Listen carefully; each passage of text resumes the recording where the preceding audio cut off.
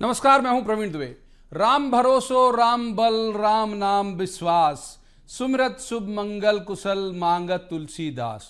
तुलसीदास जी यही मांगते हैं कि मेरा एकमात्र राम पर ही भरोसा रहे, राम ही का बल रहे और जिसके स्मरण मात्र से ही शुभ मंगल और कुशल की प्राप्ति होती है, उस राम नाम में ही विश्वास रहे।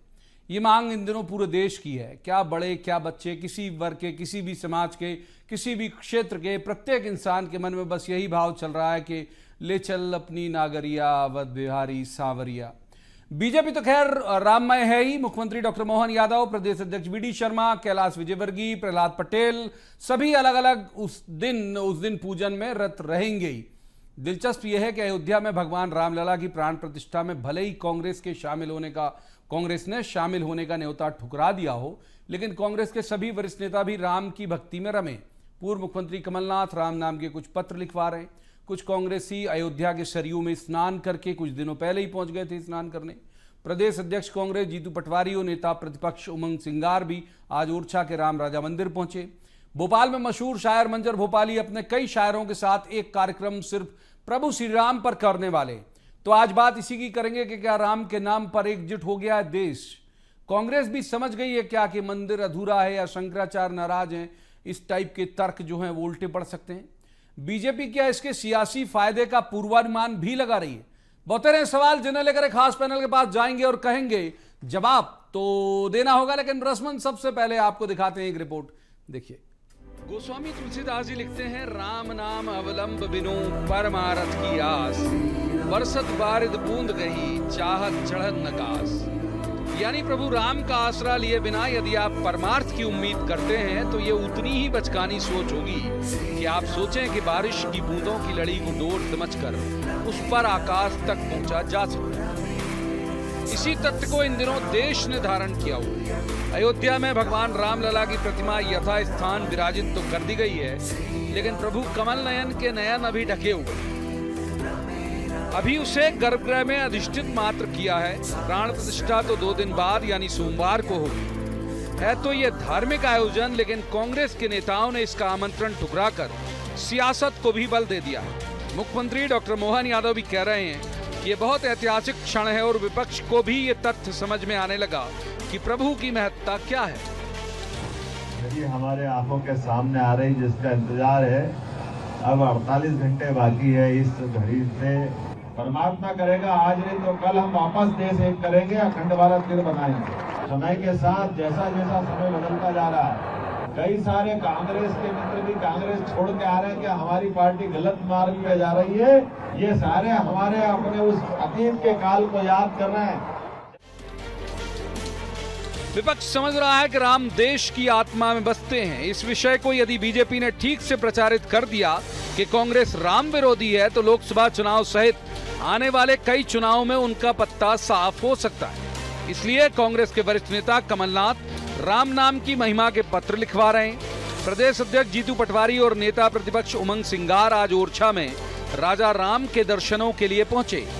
मंतव्य सिर्फ यही था कि जनता उन्हें प्रभु राम का विरोधी न समझे। उन्होंने अयोध्या अभी न जाने की वजह बताई और ये भी दावा किया कि वे लाखों भक्तों को अयोध्या में रामलला के दर्शन कराने जरूर लेकर जाएंगे। ये जहाँ तक अयोध्या जाने का प्रश्न है, जाएंगे 100% जाएंगे। 1 लाख लोग एक साथ जाएंगे, एक कार्यकर्ता कांग्रेस के जाएंगे और भगवान राम के सामने आराधना करेंगे। हे राजा राम, सद्बुद्धि दे इस सरकार को। सिर्फ कर्जा लेने की सद्बुद्धि नहीं दे, काम करने की सद्बुद्धि। 22 जनवरी को एमपी के तमाम दिग्गज अलग अलग जगह पूजा पाठ करेंगे। मुख्यमंत्री डॉक्टर यादव तो अयोध्या जाएंगे, जबकि पूर्व मुख्यमंत्री शिवराज सिंह चौहान ओरछा में रहेंगे। प्रदेश भाजपा अध्यक्ष वी.डी. शर्मा भोपाल के हनुमान मंदिर में पूजा पाठ करेंगे, तो कैलाश विजयवर्गीय इंदौर के भव्य हनुमान मंदिर में और प्रहलाद पटेल नरसिंहपुर में पूजा पाठ करेंगे। कल भोपाल के बड़े शायरों ने भी एक बहुत बड़ा आयोजन किया है, जिसमें सिर्फ प्रभु राम पर ही शेरो सुखन के दौर चलेंगे। कुल मिलाकर देश इस समय एक सुर में गा रहा है, ले चल अपनी नागरिया अवध बिहारी सांवरिया। Bureau report, BSTV। उन मेहमानों का मैं आपसे तारुफ करा दूं जिनके साथ हम चर्चा को आगे बढ़ाएंगे। हमारे साथ है भूपेंद्र गुप्ता, प्रदेश उपाध्यक्ष कांग्रेस के, विद्वान प्रवक्ता भी हैं। भूपेंद्र जी, बहुत स्वागत है आपका। दूसरे मेहमान है राजन सिंह, बीजेपी के वरिष्ठ नेता हैं, विद्वान प्रवक्ता हैं। राजन जी का भी बहुत बहुत स्वागत। और तीसरे मेहमान है सरमन नगेले, वरिष्ठ पत्रकार हैं, बहुत अच्छे राजनीतिक विश्लेषक हैं। सरमन जी का भी स्वागत है। शुरुआत करते हैं राजन जी से। तो राजन जी, राममय हो गया देश, तो इसका कोई और माइलेज के मूड में तो नहीं है बीजेपी?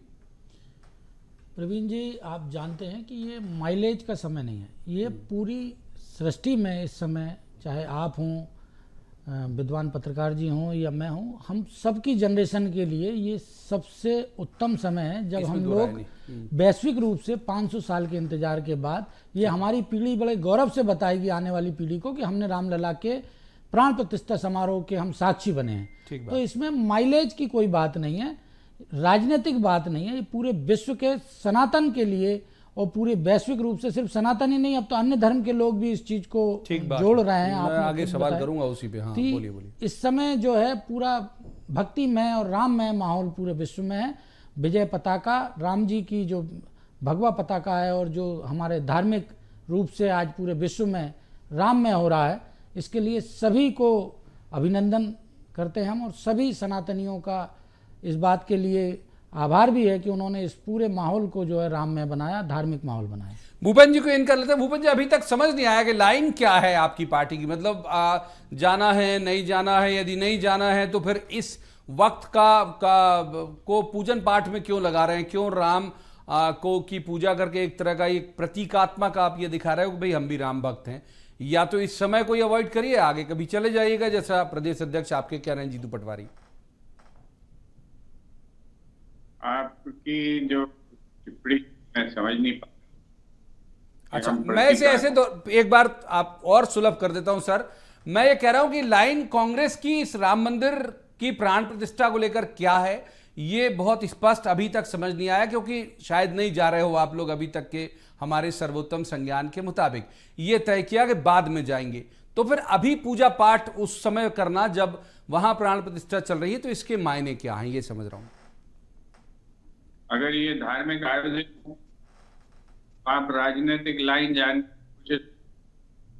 और अगर आप ये राजनीतिक आयोजन है, धार्मिक लाइन से उसको क्यों जोड़ रहे हैं, ये समझ फर्क है। अच्छा, आज देश जो है राम की जो लाइन है वो समझने की जरूरत है। भगवान की लाइन कौन सी है? और पूरा विश्व आज से नहीं, अनादिकाल से राम से जुड़ा हुआ है। राम जो है धर्म और धर्म की धारा से ऊपर है। इंडोनेशिया में कौन सा धर्म है जहां पर राम पूजे जाते हैं? वहां तो 1000 साल पहले रामायण का जन्म हुआ है। आज जो है मॉरिशस से लेकर सूरीनाम, फिजी, जहां जाइएगा वहां पर तो जो है, वहां पर तो अभी तो रामायण ये 400 साल पहले जन्मी है ना, तुलसीदास जी की मानस। वहां पर कैसे राम पहुंचे? राम को जो है सीमाओं में बांधना, राम को जो है अपनी राजनीतिक पार्टी के क्षेत्रीय अधिकार में बांधना, या राम को जो है एक भौगोलिक क्षेत्रफल में बांधना, जो लोग ये कसरत कर रहे हैं वो निश्चित रूप से जो है राम का जो अपना महत्तम है, उस महत्तम के साथ जो है वो नुकसान कर रहे हैं। आज हमारी जो नीति है वो ये है कि जो देश के शीर्षस्थ हिंदू धर्म ध्वजा के वाहक हैं, अगर वो किसी चीज की समस्या को, किसी बात को उठा रहे हैं, आपको इस बात की जानकारी होगी और होनी चाहिए कि मंदिर तो 30 साल पहले बन गया होता। अगर सारे शंकराचार्य सहमत होते, 3 शंकराचार्य दस्तखत कर चुके थे, 4थे शंकराचार्य निश्चलानंद जी ने जो है दस्तखत नहीं किए, इसलिए राजीव गांधी ने कार्यक्रम पोस्टपोन कर दिया। हम तो शिलान्यास कर चुके थे, राजीव गांधी 1989 में मंदिर बन गया होता। कौन लोग थे तब राम मंदिर का विरोध कर रहे थे, शिलान्यास का विरोध कर रहे थे? इस लाइन की चर्चा करता नहीं है, मीडिया भी नहीं करता, कोई और लोग नहीं करते। ये तो सारी चीजें रिकॉर्ड में, हिस्ट्री के रिकॉर्ड में, हर चीज जो है शासकीय रिकॉर्ड में है। रामालय ट्रस्ट किसने बनाया था? ये जो चीजें हैं, ये सारी चीजों को छुपाकर अगर हम सोचते हैं कि हम सत्य का उद्घाटन कर रहे हैं, तो ये जो चीज जो है ये मिथ्याचार है। ठीक है, तीसरे मेहमान को अभी बहुत वक्त सर आ जाऊंगा। पहले सवाल पर्याप्त आपकी जो मोटी बातें बोले ली, शर्मन जी को इन करते। शर्मा जी, इस पूरे मसले को लेकर इसमें कोई दो राय नहीं है कि भाई पूरा देश, मतलब प्रत्येक व्यक्ति को ये बड़ा एक गौरव का क्षण लग रहा है कि भाई रामलला विराज रहे हैं, मंदिर शुरू हो रहा है। जो लोग सोचते थे कि शायद जीते जी देख पाएंगे या नहीं देख पाएंगे, उसका कैसे उसे पॉलिटिसाइज हो रहा है क्या ये पूरा मामला, या किसके फायदे में जा रहा है, किसके नुकसान में जा रहा है? देखिए माननीय प्रवीण जी, ये 500 साल के इतिहास की सबसे बड़ी घटना 22 जनवरी को होगी, जब रामलला की प्राण प्रतिष्ठा वहाँ पर होगी, महाप्राण प्रतिष्ठा। और इसके पीछे न केवल भारतीयों का योगदान है, बल्कि जो भारत के नहीं है लेकिन उस दौरान वो वहाँ की यात्रा करने आए थे, उनका भी योगदान है। 2 विदेशी ऐसे लेखक हुए हैं, जब ये रामलला का विषय आ रहा था, जब हाईकोर्ट इलाहाबाद में विषय चल रहा था, तो उन्होंने जो अपने लेख लिखे थे वो एविडेंस में उसको दर्शाए गए। उन्होंने भी इस बात को स्वीकार किया कि सरयू पे लोग जाते, स्नान करते, फिर वहां पे एक चबूतरा था, वहां पर रामनवमी के दिन बहुत भीड़ इकट्ठी होती है। 2 ऐसे विदेशी लेखक, एक तो ये, तो जो विदेशों में भी जो लोग हैं, जो गैर हिंदू हैं, जो भारत के बाहर के लोग हैं, उनमें भी रामलला को लेकर मान्यता है, उसके प्रति आस्था है। और जो साउथ एशिया का जो हिंदू जो लोग हैं, जो धर्म के प्रति ज़्यादा निष्ठा रखते हैं, जो धर्मावलंबी लोग हैं, वो इस घटना के साक्षी होने के लिए वर्षों से, सदियों से अपनी उनकी अपनी अभिलाषा थी, जो पूरी होने जा रही है। तो इसके एक तो एक ये है कि एक बहुत बड़ी एक घटना होने जा रही है पूरे वैश्विक स्तर की।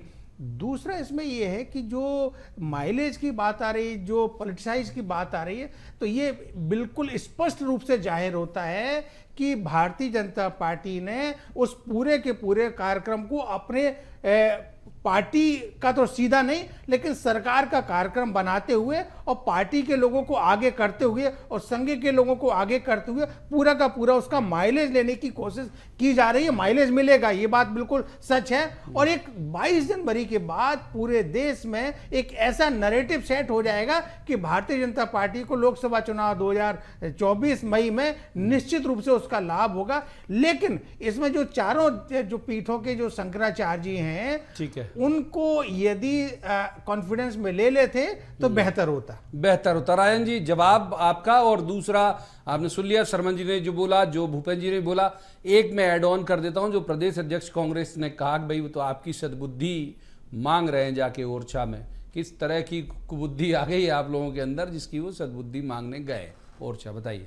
प्रवीण जी, जीतू पटवारी जी किनकी सद्बुद्धि के लिए मांग कर रहे हैं? हो सकता है वो कमलनाथ जी की सद्बुद्धि के लिए मांग कर रहा हूँ, क्योंकि जब वो प्रदेश अध्यक्ष बने तो पहला बयान उन्होंने उज्जैन में जो दिया था, आपके संज्ञान में होगा कि कांग्रेस में अब गुटबाजी खत्म हो गई। अभी तक लोग गुटबाजी कर रहे थे उनके टारगेट पर।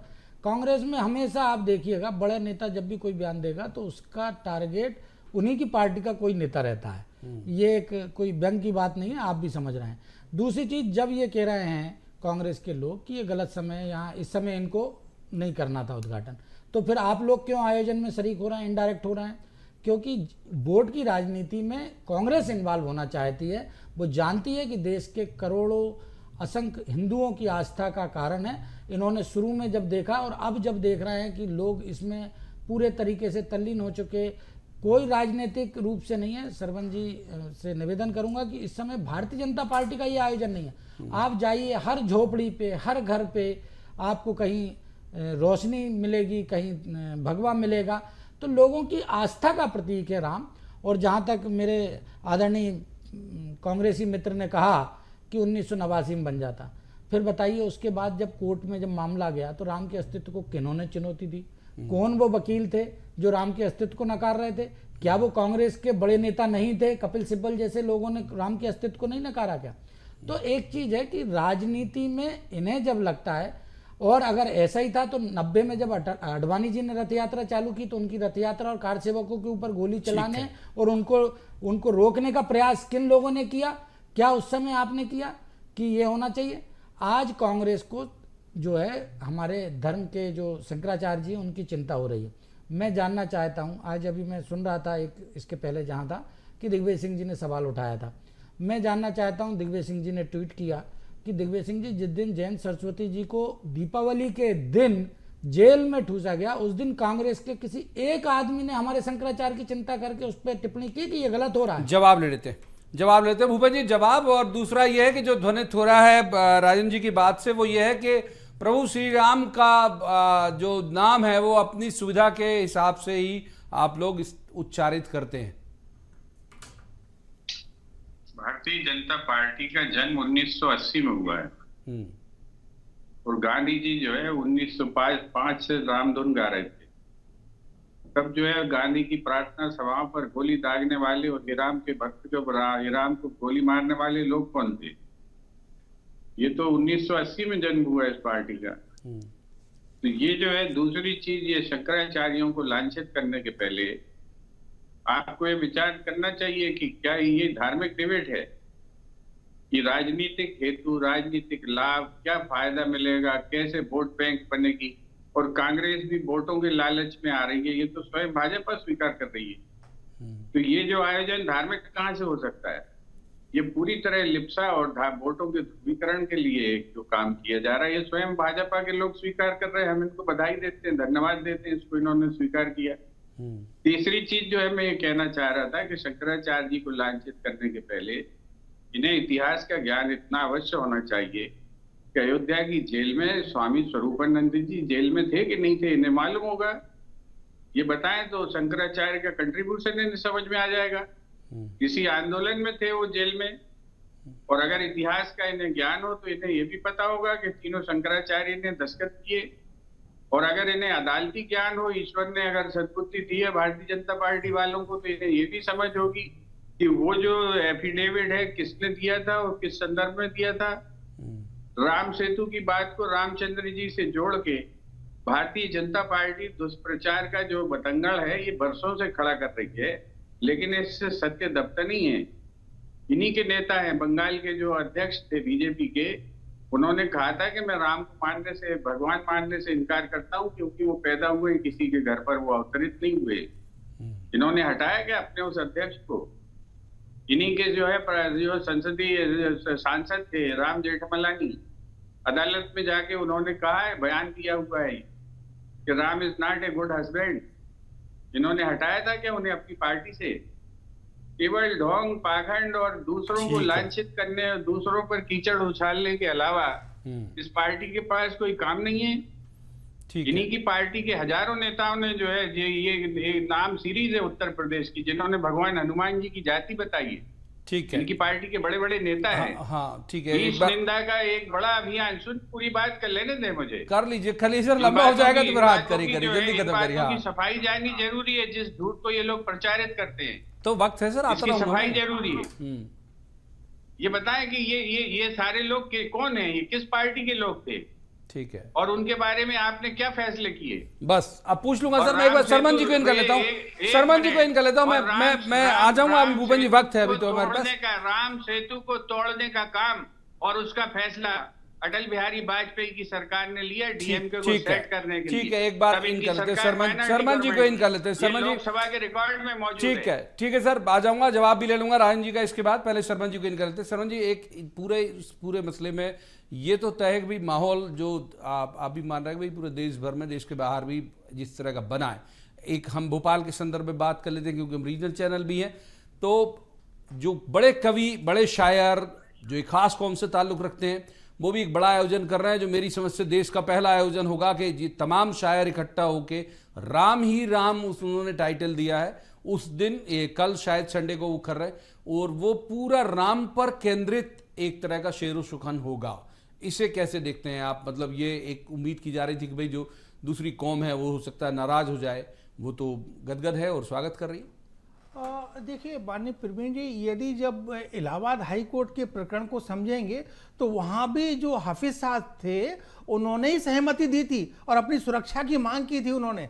तो ऐसा नहीं है कि जो दूसरे संप्रदाय के लोग हो वो इस रामलला की विराजमान से मूर्ति से कोई किसी तरह के वो लोग आहत हो रहे हो, उनमें नाराजगी का मैसेज जा रहा हो। जो पूरा जो एशिया पैसिफिक का जो हिंदू है उसके मन में ये उत्साहित रहता है और उसमें मूलतः धारणा ये रहती है कि मैं अपने आराध्य देव के प्रति या मेरी जो आस्था है वो मेरी बनी रहे। लेकिन मैं ये नहीं कि मैं दूसरे धर्म का अपमान करूं, ये उनकी आस्था कभी नहीं रहती हिंदुओं की, लेकिन वो अपनी आस्था और अपने धर्म के प्रति वो सजग रहते हैं। तो इसी तरह से और बहुत सारे ऐसे दूसरे संप्रदाय के लोग हैं जो हिंदू देवी देवताओं को, हिंदू मान्यताओं को और हिंदू के जैसे राम लला की बात आई, इनको ना केवल मानते हैं बल्कि आगे भी चलते। मैं एक उदाहरण देना चाहूंगा, 2-3 बहुत छोटे छोटे उदाहरण। पहला उदाहरण ये कि कमाल खान कमाल जो कि एनडीटीवी के पत्रकार थे और अयोध्या के रहने वाले थे, वो पूरी चौपाइयां सुनाते थे और जहां पर वो सारी चीजें हुई थी। एक तो ये, दूसरा मैं आपको मैं उदाहरण दे रहा हूं कि जो भोपाल की एक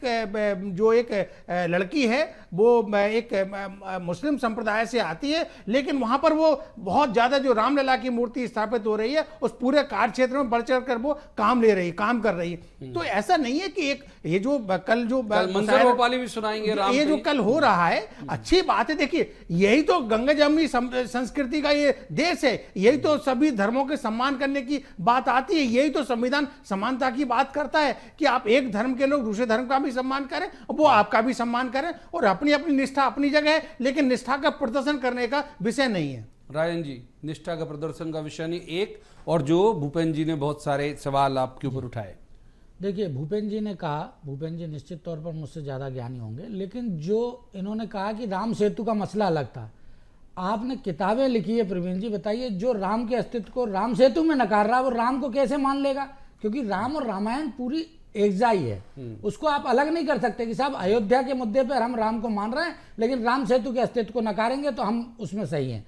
दूसरी चीज, मैंने सवाल ये नहीं कहा था कि जैन सरस्वती जी गए थे कि नहीं गए थे, मैंने ये कहा कि आज जो लोग शंकराचार्य जी की कर रहे हैं, जब जैन सरस्वती जी को जेल भेजा गया उस दिन किसी एक भी कांग्रेसी ने ट्वीट नहीं किया, तो मौका परस्ती इनके उसमें है। जो आपने कहा मंजर भोपाली साहब या अन्य जो सर ने बताया कि जिस तरह से आयोजन हो रहे हैं, गंगा जमनी तहजीब है, लेकिन कहीं ना कहीं इन लोगों को अपने राजनीतिक स्वार्थ के लिए, तुष्टीकरण के तहत इनके लिए बरगलाया जाता है, तब जाकर ये लोग खड़े होते हैं। तो हम तो यही कह रहे हैं ना कि राम के अस्तित्व को सब स्वीकार कर रहे हैं, जो स्वीकार कर रहे हैं उनका अभिनंदन है, चाहे वो किसी धर्म का हो, किसी जात का हो, किसी दल का हो।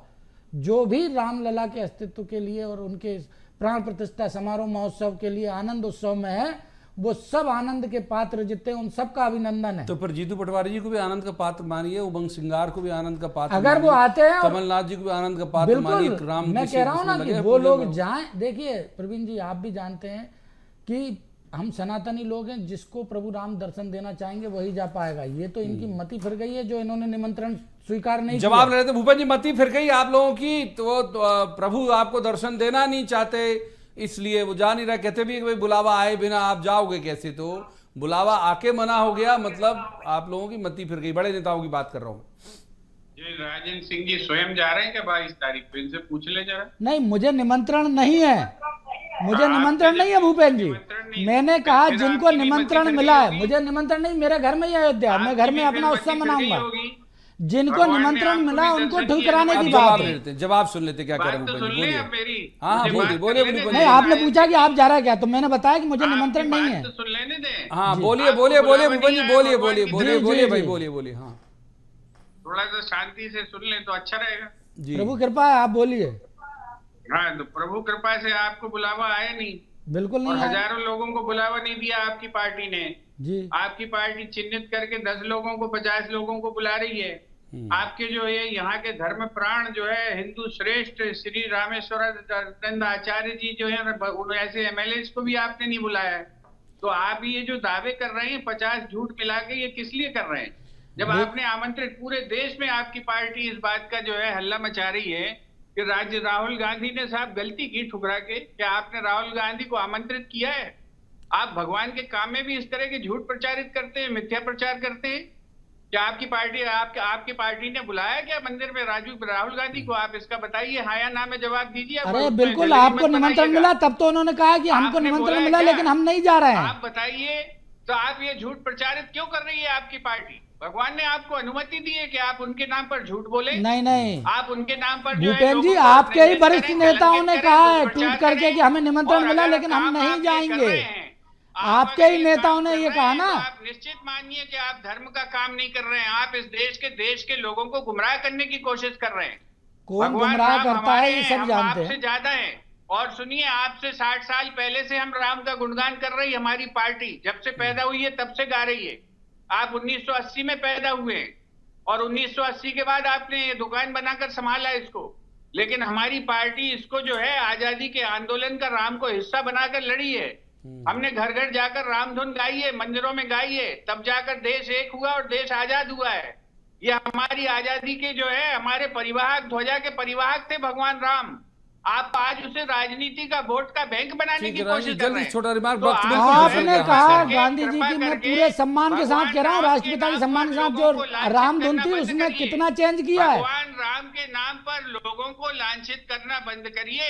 ठीक सबको है, मानिए धर्म ठीक है, प्रेमी। मैं जाता शर्मन जी के आप जो है पास, धर्म माफ प्रेमी कीजिए, वक्त अकेले नहीं देता नहीं हैं। इजाजत। और आप यहीं पर ठेकेदार मुझे तीनों मेहमानों का शुक्रिया अदा करना पड़ेगा, बहुत बहुत शुक्रिया इस चर्चा में शामिल होने के लिए। लेकिन ये बात तो तय है कि जैसे जिस बात से हमने शुरुआत की थी कि इस आयोजन, जो इस ऐतिहासिक आयोजन से एक बड़ा फायदा ये हुआ कि एक सूत्र में लगभग पूरा देश दिख रहा है। बच्चों को भी कंठस्थ है चीजें, तो आने वाली पीढ़ी को भी ये पता है कि क्या होने वाला है मंदिर में।